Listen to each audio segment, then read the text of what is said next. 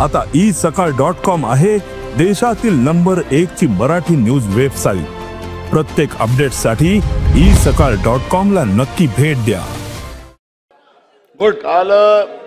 काल अध्यक्ष महाराज पुण्यामध्ये झालेली घटना ही अजूनही आपल्या, कारण की आत्ताच पुणे जिल्ह्यामध्ये पहिली एक घटना त्या वारीमध्ये झाली।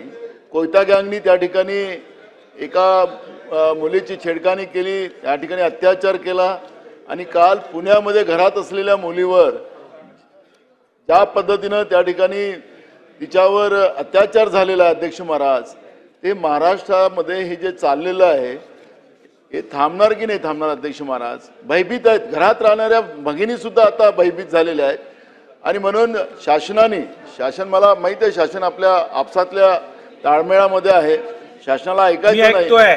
तुम्ही ऐका अध्यक्ष महाराज, शासनाने ऐकलं पाहिजे। अध्यक्ष महाराज, जी काही परिस्थिती आज महाराष्ट्रात चाललेली आहे की घरात असलेल्या महिला सुद्धा सुखरूप नाही, ही गंभीर बाब आहे आणि म्हणून याची नोंद आणि आपण आदेश द्या सरकारला आणि यांचे कान आणि डोळे उघडा अध्यक्ष महाराज, नाही तर हे अडचण आहे। बुलढाण्यातली घटना पोलीस स्टेशनमधून घेऊन गेल्याने त्याला मारून टाकलं, अजून काय चाललंय या महाराष्ट्रात?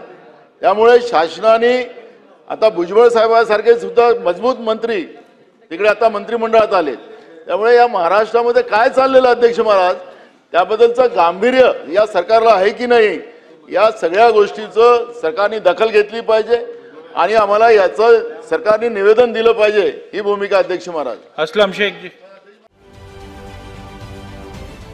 महाराष्ट्रातील सर्व बातम्यांचे विश्वासार्ह व्यासपीठ, सकाळच्या सर्व सोशल मीडिया प्लॅटफॉर्मला लाईक, फॉलो आणि सबस्क्राईब करा।